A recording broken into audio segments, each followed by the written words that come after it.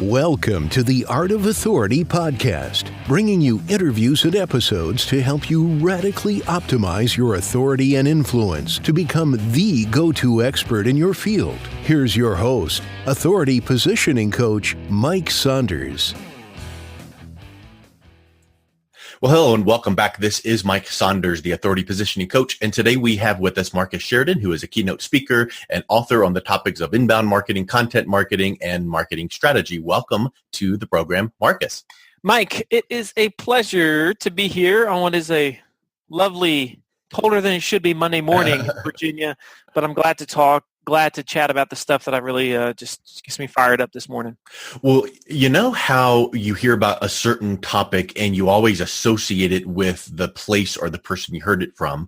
When I first heard of the concept of content marketing, it was on your podcast. And that was years ago. And that was in the, the spa and pool days of that transition. And so I always think of you as that, a content marketing initiator is in my mind. So, and I know that you've been on the forefront of that whole concept. So give us a little bit of background of where you're seeing today in marketing, where content marketing is, because I feel like it's now just part of the ethos of marketing. It's not anymore a thing. It's just, you better do it. Well, it's surprising. There's still so many companies that still don't get it, right? And they still resist what's happening with digital. And I think part of the reason is because I don't know, fundamentally in terms of the way that it's been written or described, I don't think we've necessarily helped the world of leadership and sales teams understand what content marketing is, right? So whenever you call something marketing, what happens is people immediately within organizations disregard what you're actually saying, right? Because it's not my job. Right. They think it's not my job and it's not going to produce revenue, which is, of course, the antithesis of the truth, right? And I think too, and you've heard me say this before, Mike, but I'm going to say it again, that, sometimes people say to me, do you think this whole content marketing thing is a fad? And I'm just like, man, you just don't understand what you're asking me. That's like saying, do you think great teaching, solving your customers' problems, great communication, do you think that's a fad? It's like, is that stuff going to be relevant to your business in 20 years? Of course, being a great teacher and communicator, solving your customers' problems is going to be as relevant to your business in 20 years as it is today. Now, the way that it's done, we don't yet fully comprehend, right? It might be this whole virtual crazy world by then, but the principles are the same, and that's what people have to understand. And I think there's more that are getting that, but I still think we have a long ways to go. And the sad reality is the platforms and the technology is evolving much quicker than business owners and CEOs in the terms of the way they want to handle today's marketplace and today's buyer. Yeah, that's an interesting point. And I want to kind of make a point about it's the strategy. It's not a tactic yet. Content marketing is a way you're educating your audience, a way to amplify your solution to their problem, which means you got to know what their problem is and know your audience, all of that. But I think that there's a lot of entrepreneurs and business owners that feel like, okay, great, I'm going to jump into this and I'm going to start blogging. Well, to your point, what you just said, there's so many now platforms out there that they start seeing these shiny objects and then they are tempted to try blogging for 2 seconds and then try this for 2 seconds and go, oh, it didn't work. What are your thoughts on really just picking 1 or 2 or 3 platforms and just making it work for your organization before, and then taking those shiny objects and put them on the parking lot and addressing them, later to see if they might fit? Well, your question brings up a couple thoughts in my mind. The other day, this guy, he says something to me like, so I hear you say that everybody should blog. And I say, no. That's not what I say. What I say is every company must obsess over their customers and be willing to address their questions. If you happen to do that in what would be a blog on your website or with videos or through social, whatever that platform is and whatever the medium is, that's good. But the fundamentals of really what we're talking about, right? Yeah. Right, isn't about, quote, blogging. And I think, again, it's funny, Mike, semantics matter, right? Words matter. And the way that we nobody's ever said, man, like CEOs don't say, man, I want to be the best bloggers in the world, right? They don't say that, but they will say, I want to be better teachers. And then, to your point, many can get distracted. It's the ultimate case of jack of all trades, master of none. And I'm really grateful that early on, I just was like, we're going to be the best teachers in the world when it comes to fiberglass pools. When I was a pool guy, right? And so that's what we became. We did it through text, then we did it through video. We never really spent a lot of time on social. And we still don't spend a ton of time with social today because it just wasn't a major driver for us then. It really isn't a major driver for us now. You got to know where the returns are. There's so many shiny, stinking objects out there, man. And you can't be great on a multiplicity of platforms.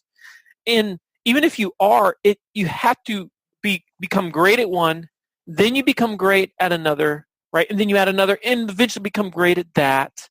But you can't just do it all at one time because then you spread yourself too thin.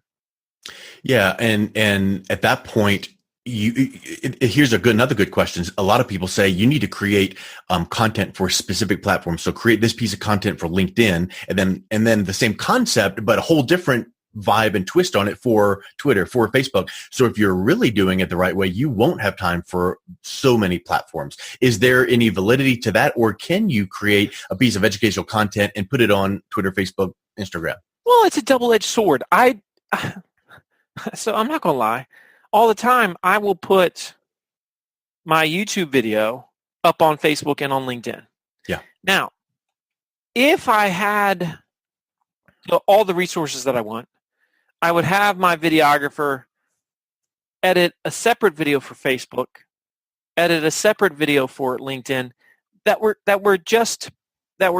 in other words, let me give you an example of what I'm talking about. So if you watch a LinkedIn video that I post this week, it's going to be the same one I post on YouTube, which means that it'll have make sure you subscribe at the end, and you'll be like, where can I subscribe? Well, I'll put that in the comment section, right? Right. In the comment section, I will put where they can subscribe, but it's not as fluid as if it was showing on YouTube. But just because it doesn't check every single box, I know it checks like 9 out of the 10 boxes. And so I'm a very ship it, let's launch it, let's embrace the imperfection, whereas there's a lot of perfectionists out there that never really do anything great online. Yeah.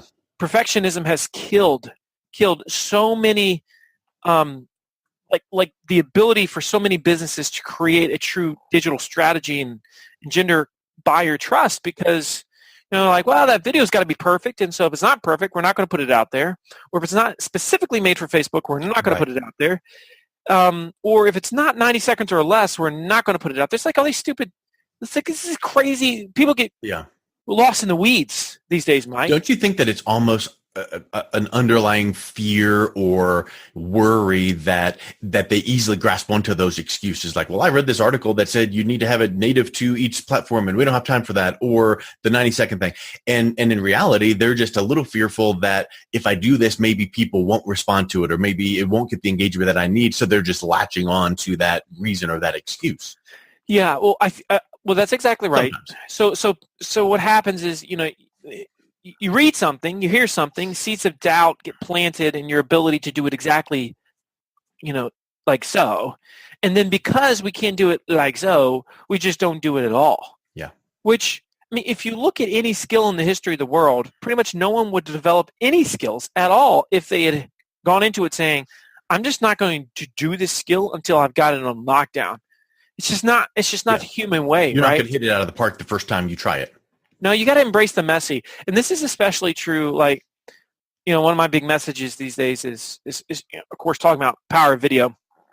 And in trying to instill, my company, we train videographers and marketing departments on how to develop this culture of video in-house, which means you got to get your sales team involved. You got to get your subject matter experts involved. You got to get this flow. You got to get this editorial calendar, and you just got to get the place where you're going to shoot the videos. It's all these things gets wonky, right? And there's a messy period. And as soon as it gets a little bit messy, people just want to stop. And so I got to tell them, look, there's going to be this really ugly period where, you're not going to know the right place to shoot your videos every time. You're not going to have the right people every time. Some of your people are going to screw up. Some of them are going to look bad on camera. Some of them won't know what to say. All these things are going to happen, and that's okay. That's okay, because we're going to get to a point we get through the storm, and all of a sudden you're like, oh, wow, this is why we've been working for this thing. We can't forget that is so imperative to all of this. Well, and you bring up another point is it's not a one-man show. It's a whole organization, and your organization might be you and your 2 employees and your secretary. It doesn't need to be a major organization. It could be a small entrepreneurial firm. But when you have that editorial calendar, and then when you have the simple things like, okay, when this happens, make sure we capture whatever. And it might just simply be your customer service admin person whenever you get an inbound question. Hey, does your product do this? Does your service do that? Maybe that becomes just a teaching point that you shoot your next video on, your next content marketing piece on, and you build out that knowledge base, right? Because other people have that same question. Well, I mean, I like your mindset, Mike. It's, the simplicity, it's the old KISS method. And when you do keep it simple, it's amazing the things that happen. There's all these like little digital Davids out there right now that are slaying Goliaths in their industry because they don't have all the red tape. They don't feel like it's got to be perfect. They are willing to figure it out as they go, fail forward, right? All these things. All these cliches, yeah. That's right. That's why you got a bunch of rich teenagers, running around with these Instagram and YouTube accounts. Because trust me, most of them aren't producing stuff that's Hollywood, and it was really, really rough at first, but they were okay with that. Problem is, you get these brands, and they're so obsessed with their image, which, and I appreciate the image thing, I really, really do, but they eliminate immediately anything that's less than a 10 out of 10. Yeah. Whether it's Facebook, whether it's social, whether it's video, whatever that thing is, and then they just get left behind because they're not innovating at all. They don't have this fail it forward mindset. And innovation doesn't have to be some new brand spanking new platform that no one else has tried and you're calling innovation. No. It could be innovation for your firm. It could be the fact that, we are taking those, frequently asked questions and turning them into pieces of content and kicking them back out to our audience. And that's innovation because normally we would just point them to our website, to our FAQ section. Well, now we're bringing it to life, or we're putting little video snippets under each one. And that's innovation for us. So I think that's a big thing, is that perfection and that analysis of paralysis. So how do you feel that now that an organization kind of gets some momentum, how does the mindset of content marketing play into inbound leads with respect to people are out there searching, and we know they're searching? How does that potential buyer view the educational content, or how should they? How are you banking on that they view it, as opposed to your competitor that's just going buy, get my coupon?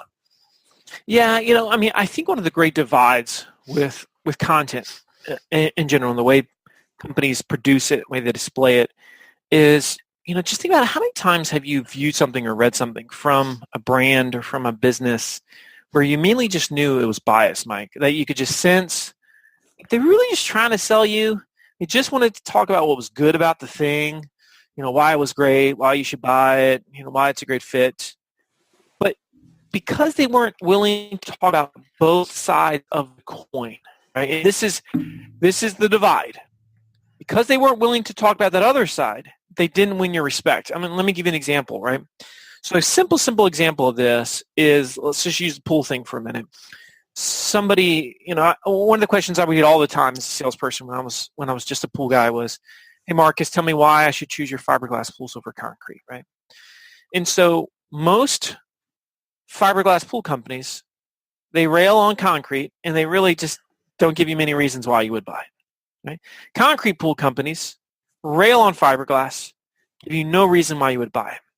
And this is typical for industries all over the world. Doesn't matter what it is. This pool is it's a micro of a macro, right? And so if I was going to produce a video or an article on that, I need to sound something like this. So one of the questions that people ask me all the time here at River Pools is, okay, Marcus, be honest, which should I choose, concrete or fiberglass? Well, if you're wanting to know the answer to this question, first, you need to know a couple things about us. Number one, we only sell fiberglass, but we recognize that fiberglass isn't always the best option. In fact, there are times when concrete might be the better choice. And so what this article or what this video is going to do, it's going to explain to you the pros and the cons of both types of pools. And then by the end, hopefully you'll be able to decide which is the best choice for you. Now, once I've done that, the listener, the viewer is saying, Finally, somebody is willing to call a spade a spade. Everybody, Mike, wants to self-select, right? We want to feel like I am in charge of my destiny based on the facts. I can make these decisions, right? And that's why there's been an explosion in the way that we search for things online. So, for example, for me searches have exploded online for me. So this applies to like all businesses, but it might be something like this. It might be like, what is the best diet for me? All right. What is the best marketing method for my business? What is the best social media platform for my company? You see what I'm saying? We're looking for very specific, individualized questions. Is the way that we search now, because we've learned that individualized specific searches about us is oftentimes going to render the greatest results. Businesses have to respond. And so the way that the listener right now can apply this is, okay, think about what you sell and think about all the questions you've gotten over the years of the should I's and for me's and these types of questions that buyers always ask. Are you giving them the ability to make that selection when they're on your site? So, for example, right now we're working on an app on our swimming pool site, Mike, that is, what is the best type of swimming pool for me?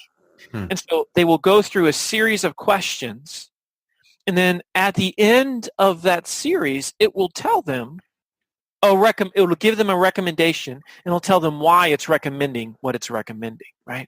Now, that's pretty cool. That's what people want, because they feel like, okay, I took the test. It was unbiased, and I need to be unbiased about it. In other words, if somebody says, yeah, I want a 70-foot pool that's a true well that goes to 12 feet of depth, I'm like, clearly fiberglass isn't the best choice for you because the largest is 16 by 40, 8 feet deep, right? That's how businesses need to think. Now, somebody might be listening to this right now, Mike, and say, well, this sounds like a B2C thing. No. It's a human-to-human thing. This is a human-to-human, P2P, H2H, however you want to say it, daggone.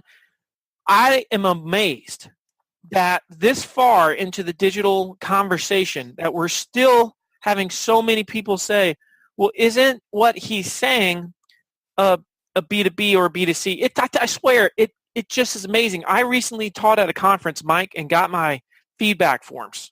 I swear to goodness what I'm about to tell you is true.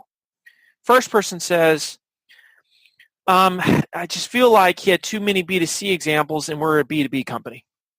Next person says, I feel like he had too many B2B examples because we're a B2C company. They were listening for certain things. They had a bias. Talk, Mike. This is the bias of the attendees. Yeah. And so if you understand how it's a principle-based conversation that we're having, and I could go down the list. Look, if you look at it right now, I've got basically what is 4 different companies that I'm running. First one is a manufacturing company. Manufactures pools and sells it to dealers, B2B. It's also an installation company that installs them in the ground for the end user, B2C. I have a digital sales and marketing company called Impact. We work with businesses only, 65 employees. We only work with businesses. It's all B2B, and everything I'm telling you applies. I've got a speaking company. It's B2B. It's the exact same thing. It's all the same thing. And so if you have that mindset within your organization, my gracious, man, you got to change it because it's going to thwart your ability to have progress and success. And banking right off that comment about mindset, I feel, and I want to get your thought on this, I feel that when you can work in the realm of authority, expertise, and influence, when people can see that you are giving that unbiased advice, they see you as an expert, they view that expertise as authoritative, and then you have influence over them because you're really doing it from the heart, and you're giving and you're serving, and you might get the deal, you might not, but you're just speaking the truth, right? You're willing to call a spade. And there's that, you mentioned innovation. That's innovative, right? Yeah. That makes you different. That makes you, as Seth would say, the purple cow in the field. Yes. And it makes you stand out when you say, you know what, I just don't think we've got the best solution for you. And people are like, really, man? Are you sure you don't? No, I'm sure you don't. We don't. So like, now I want to buy from you because finally you're willing to be real with me, man. That's all everybody wants. And that's the way that we've got to set things up. So tell us a little bit about your book, They Ask You Answer. Well, They Ask You Answer, of course, was it's this philosophy that starts with an obsession with the way buyers think. And it's not just the questions they ask. It's how they want to buy, how they want to shop, the buying process that they want to experience, kind of like that app we're creating, right? That's something that somebody wants to experience, but that's based on this They Ask You Answer philosophy. So it's the obsession with them. And so the book was written half for marketing, half for sales. You see, most content marketing books just were written for CMOs and marketing departments. Well, they already believe in this junk, man. Yeah. And so what we've got to do is we've got to get leadership and sales teams fundamentally involved in this process. They've got to believe it. They've got to understand it. They've got to embrace it. They've got to participate in it. And if they do that, you might get a culture that's really, really successful, right? Yeah. And so that's why I wrote They Ask You Answer. It's done really, really well. And, the biggest comment has been, Marcus, I couldn't get buy-in for years on this stuff. But then I had my CEO read your book, and then all of a sudden, the light bulbs finally came on because it was written by someone that's owned businesses, that didn't study marketing in college, that I became, a marketing, whatever you want to call it, person or leader or whatever, by experimenting with this stuff, right? But I still speak like a salesperson. I still speak like a business owner, and that's what I think really, really resonates. And plus, Mike, I ain't trying to sound smart in the book. Nobody's going to read a book and say, my goodness, this guy's a genius. Look at those words he used. Yeah. What they're going to say is, holy cow, this is so simple. Why are we not doing it? Yeah. Why are we not doing this? We could do this. That's what they say, Mike, and that's what makes me happy about it. So, Marcus, what is one thing that you would say someone that reads your book, that comes away, like you said, the light bulb goes off. What is one thing that they're typically coming back to you saying, this resonated, we're going to implement this now? Well, obviously, one of the major parts of the book focuses on what we call the big five, which are the 5 major subjects that buyers research B2B and B2C before they buy. Before they talk to a company, before they talk to a salesperson, they want to know these 5 subjects. And these 5 subjects are pretty much the least talked about subjects of digital, sales and marketing strategies out there. Like people don't address them, which is buyers want to know how much stuff is. They want to know how much it costs. They want to know what are the drawbacks, the negatives, the problems with it. They want to know how does it compare to that other thing that they're looking at. They want to know what is everybody saying about it. In other words, quality, what are the good, bad, ugly, right? And they want to know what the best it is within that area that they're looking, right? So how does this apply? Well, here's let's say that you're an inbound marketing agency, right? So here's a couple examples of how this might apply. So let's say I'm an inbound marketing agency and I sell HubSpot, right? So the questions might be, how much does it cost to hire an inbound marketing company, or what is the average monthly retainer price of an inbound marketing company? That's an example. Another example of a problems one is, what are the pros and cons of HubSpot? Because there's a bunch, right? There's pros and cons to both of them. And versus that might be, it could be like HubSpot versus Marketo, which is the best choice, for my business. Right? That's an example of a versus that people might be asking. It just goes on and on and on. There's just so many here. Who are the best inbound marketing agencies for pharmaceutical companies? Right? That's the best one. A review of the top 5 inbound marketing agencies for nonprofits. You see what I'm saying? All this stuff is what buyers search, dude. Yeah, the 4 me's as well. Totally. The 4 me's and the should I's are blowing up too now. So it's fascinating to watch it, And that's people say, man, I just realized I've been talking about the wrong stuff, and that's why we're not moving the needle. And I'm like, yeah, you're right. Normally I would say, what's the biggest mistake that people make in content marketing? But let me ask you if this seems like a one of the big mistakes.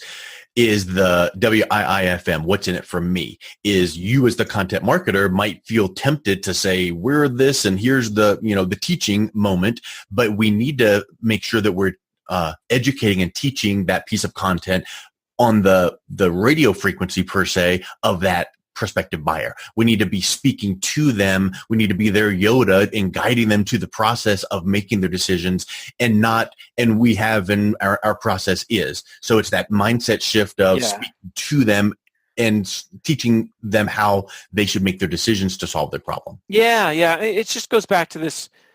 It's they ask, you answer. It's all about them. It starts with them and they. Yeah. Sure. Like the obsession is with the buyer and how they think. And really, it's with the buyer. It's not with the bad fit prospect. It's not with the competitor. It's with the buyer. That's our obsession, right? And it's not, like you said, appropriately, Mike, it's not with ourselves. Most websites still, for the most part, they're really glorified brochures for the company. Yeah. And they're not great teaching hubs for the customer, and that's what they need to become. So the customer goes there and says, my goodness, these guys get me. They understand me. They've addressed all my questions. I just feel like they knew exactly what I was thinking, and they told me things that I wouldn't have thought about, but I'm so glad that they did. And because of that, I really need to contact them. I need to call them. I trust them. And at that point, there's there's nothing wrong with this, but there's not necessarily the buy now button with a payment link. It encouraged them to reach out and make that initial contact. So now your interaction personally on the phone or email, that needs to be congruent with what you are on the website. So I mean, there's that feeling that you need to make sure that you continue teaching and giving and serving, so that then now they're like, okay, yeah. I liked what I saw here. I interacted with them. This is the right decision. So, and that's a whole other process, Yes. Well, yes, that's exactly right. That's exactly right. But that's as you get good at this, you will evolve into exactly what you're saying, Mike. And it just becomes like what's funny is, to me, when people read the Ask You Answer, like, man, it's like you tell these things, like, who taught you to do this? I'm like, man, you don't understand.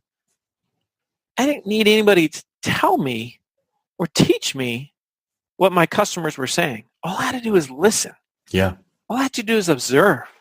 And it became blaringly obvious what they wanted to know. The question was, what was I willing to talk about it, man? Yeah. You know what I'm saying? Was I willing to say, okay, this is what I would want to know if I was a buyer?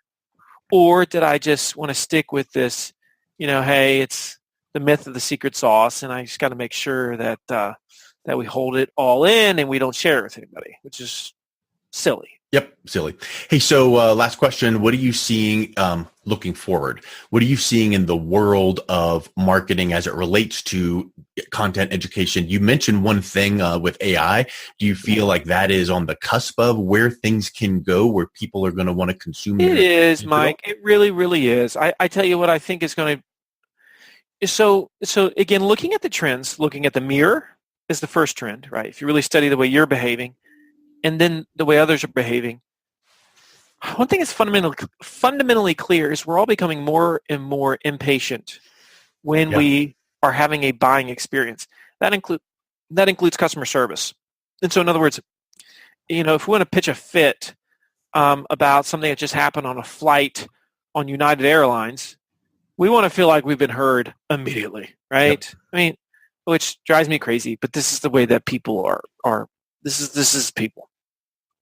And so that's why chatbots, I think, are going to be a big, big deal, right? And the ability for people to come to your site or your platform, whatever it is, and to get immediate answers, even if there isn't a human to talk to them. People don't necessarily need to talk to humans. That's not true. They just want to feel like progress is being made. for their problem, or that they are getting an answer to their question. So on the marketing side, it's, can I quickly get the answers to these questions? So if anybody, here's what's cool about chatbots, dude. If anybody is doing they ask you answer well, that feeds the chatbots that are going to use the information you produce to be able to give answers quickly to your prospects when they're using live chat on your site. Now, this impatience, though, also affects sales. So think about the sales side of it. What are the things you can do to make your sales process faster and easier? Whether it's online or off, how can we eliminate steps? How can we eliminate additional pages, additional clicks, clicks, or whatever that is?